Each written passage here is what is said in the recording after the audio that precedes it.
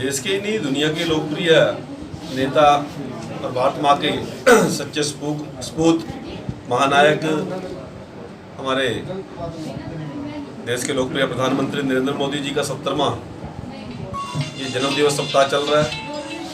Bharatiya Janata party ने तय किया है कि इस सप्ताह को 14 तारीख से लेकर और 20 तारीख तक हम सेवा सप्ताह के रूप में मना रहे हैं। इसमें विभिन्न प्रकार के हमने समाज सेवा के कामों का बीड़ा पार्टी ने उठाया है।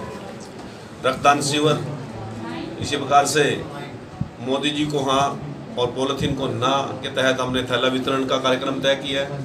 इसी प्रकार से माननीय मोदी जी के जन्मदिवस पर अपने नागरिकों का मुफ्त नेत्र चिकित्सा शिविर और चश्मा वितरण, और इसी प्रकार से हमारी समाज सेवी संस्थाएं और बीजेपी के कार्यकर्ता वृक्षारोपण के साथ साथ अन्य कई प्रकल्पों पर इस सप्ताह में काम करेंगे।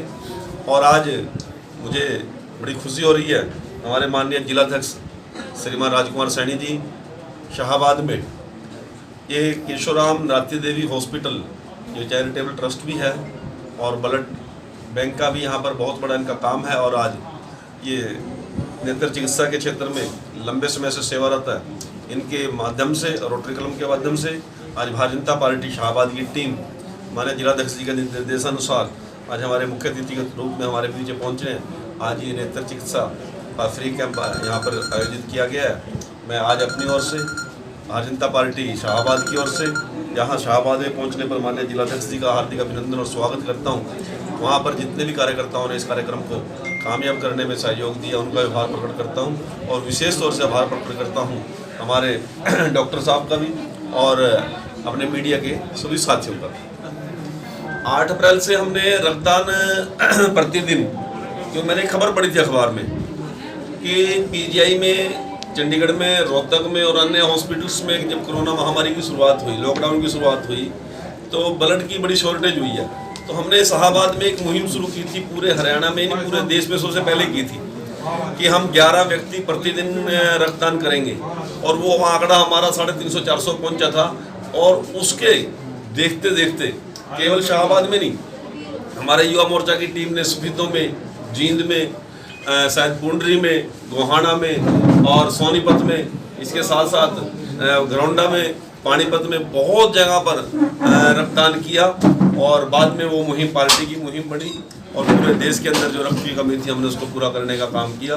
वो जो शाहाबाद से शुरुआत हुई थी वो पूरे देश में गई और उसका श्रेय भी मीडिया को लोगों का जाता है, क्योंकि शाहाबाद के मीडिया ने वो विषय को बड़े उच्च स्तर पर उठाया था।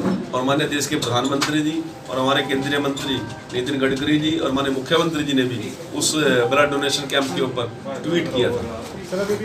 देखिए, कई तरह की चीज़ें समाज के अंदर होती हैं, कानूनी तौर पे होती है और कानून को लागू करने का प्रयास करता है, परंतु जब तक लोगों में अवेयरनेस नहीं होगी।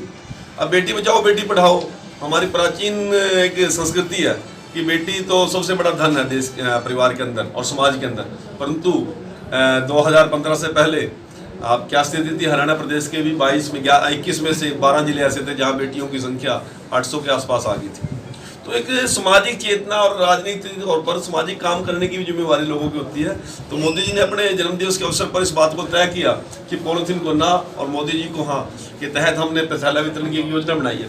ये मात्र केवल पूरे समाज को हम ये थैला पहुंचा देंगे ये संभव नहीं है, परंतु एक चेतना शुरुआत करने के लिए, एक शुरुआत करने के लिए, जागरूकता लाने के लिए उसकी बात होती है। बाकी तो विषय सोशल मीडिया, प्रिंट मीडिया और समाज में जो चर्चाएं बनती हैं, सामाजिक में धार्मिक संस्थाएं जो होती हैं वो उठाया करती हैं। एक चेतना लाने के लिए कार्यक्रम की एक शुरुआत की है। और बाकी अवेयरनेस के तहत बहुत से लोग अपने आप संस्थाएं, सामाजिक धार्मिक संस्थाएं जुड़ गई हैं और नगर पालिका भी यहाँ पर थैला वितरण का अलग से सरकारी प्रोग्राम कर रहे हैं। तो इस एक चेतना की बात है, वो हमारे मुख्यमंत्री प्रधानमंत्री जी ने उसकी शुरुआत की है। मैं आपके माध्यम से एक अपील करना चाहता हूँ, प्रधानमंत्री जी ने, केंद्रीय कृषि मंत्री जी ने और मुख्यमंत्री जी ने और हमारे डिप्टी सीएम साहब ने भी, सभी ने जिस प्रकार से एक एक बिंदु को क्लियर किया है और मुख्यमंत्री जी ने कहा कि एमएसपी के रेट से कम एक दाना भी मैं बिक्री नहीं होने दूंगा। प्रधानमंत्री जी ने कह दिया मंडीकरण के ऊपर किसी प्रकार की कोई आंच आने वाली नहीं है। और मैं प्रधानमंत्री जी के बिहाफ पर केंद्रीय कृषि मंत्री जी के बिहाफ पर, हमारे हरियाणा के मुख्यमंत्री जी के बिहाफ पर मैं भी विश्वास दिलाना चाहता हूँ, किसी किसान का या व्यापारी का, किसी आड़ती का, किसी दुकानदार का यदि एक पैसे का भी नुकसान होगा उसकी भरपाई हम करेंगे। जिसको भी शंका है वो आके हमसे एफिडेविट लेके जाने के लिए लेके जाए, हम एफिडेविट देने के लिए तैयार है। पूरी भारतीय जनता पार्टी यहाँ पर खड़ी है।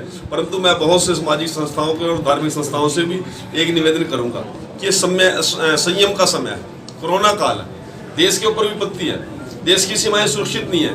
आज किसानों को भी यदि कोई शंकाएं थी, उनकी शंकाएं सिद्ध ठीक करने का काम किया है और उससे बड़ी कोई विषय हो नहीं सकता। यदि किसी आदमी को फिर भी कोई शंका है तो भारतीय जनता पार्टी का कार्यकर्ता प्रत्येक बूथ पे है, जननायक जनता पार्टी का कार्यकर्ता प्रत्येक बूथ पे है। इसको जो शंका है वो आके हमसे सीधी बात कर सकता है। पूरे हरियाणा प्रदेश के कार्यकर्ताओं की तरफ से मैं किसान भाइयों का आह्वान करता हूं, मंडी के आड़ती व्यापारी भाइयों का आह्वान करता हूं कि इस प्रकार के कोरोना काल के अंदर, इस संकट काल के अंदर देश के साथ खड़ा होने का समय है, किसी आंदोलन का समय नहीं है। हमने पूरा जीवन आंदोलन भी करने हैं, संघर्ष भी करने हैं। शायद किसी न किसी विषय को लेकर जब हम विपक्ष में थे हमने भी आवाजें बतेरी उठाई थी, परंतु को देश काल और परिस्थिति के अनुसार आज परिस्थितियां जिस प्रकार से है, एकमुठ होकर हम सभी को साथ मिलकर देश की एकता और अखंडता के लिए, देश की मजबूती और ताकत के लिए मैं किसान भाइयों से अपील करता हूं, कल के आंदोलन को स्थगित करने का काम। देखिए, अभी पूर्व मंत्री कृष्ण बेदी ने बताया कि किसानों की फसल MSP पर खरीदी जाएगी। आइए उनसे जानते हैं।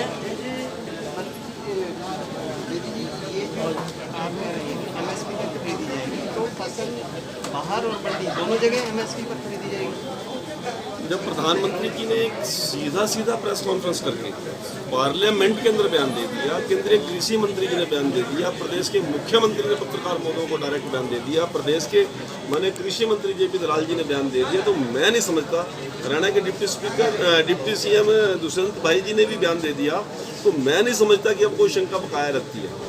मंडीकरण पर भी किसी प्रकार का कोई लोगों को शंका करने की आवश्यकता नहीं है। किसानों को भी MSP के बारे में भी और फसल की खरीद की भी हम गारंटी दे रहे हैं। एक एक दाना खरीदेंगे किसान की व्यवस्था के अनुसार, किसान की इच्छा के अनुसार। मंडी में जिस तरह फसल आती है तो लगभग 6.5% जो टैक्स बन जाता है लेबर का और एक्स्ट्रा, वो बाहर नहीं लगेगा, तो किसान मंडी में आकर अपनी फसल क्यों बेचेगा? तो इससे आड़तियों को नुकसान नहीं होगा। मेरे को एक बात आपको पहले आप क्लियर कीजिए, वो 6.5% किसका होता है? जो खरीदार पे, किसान से, आड़ती पे, खरीदार पे, किसान से काटते हैं। किसान से तो एक पैसा कभी कटा ही नहीं आज तक, किसी सरकार में नहीं कटा, कांग्रेस में नहीं कटा, चौटाला जी की सरकार में नहीं कटा, देवीलाल जी की सरकार में नहीं कटा, बंसलाल जी। हमेशा जो आड़त लगती है वो खरीदार के ऊपर लगती है, ना इसमें आड़ती पे लगती, ना किसान पे लगती। खरीदने वाला कौन है? सरकार है, चाहे वो हैफेड है, FCI है, चाहे कॉन्फेड है, जितनी भी एजेंसीज हैं उनको ही वो आड़त देनी पड़ती है। वो आड़ती का भी कोई नुकसान नहीं, किसान का भी कोई नुकसान नहीं। हम तो ये कह रहे हैं कि वो जितना भी घाटा पड़ेगा वो सरकार उठने के लिए तैयार है। इसका बाहर का और अंदर का केवल एक सूत्री कार्यक्रम आपको बता सकता हूँ।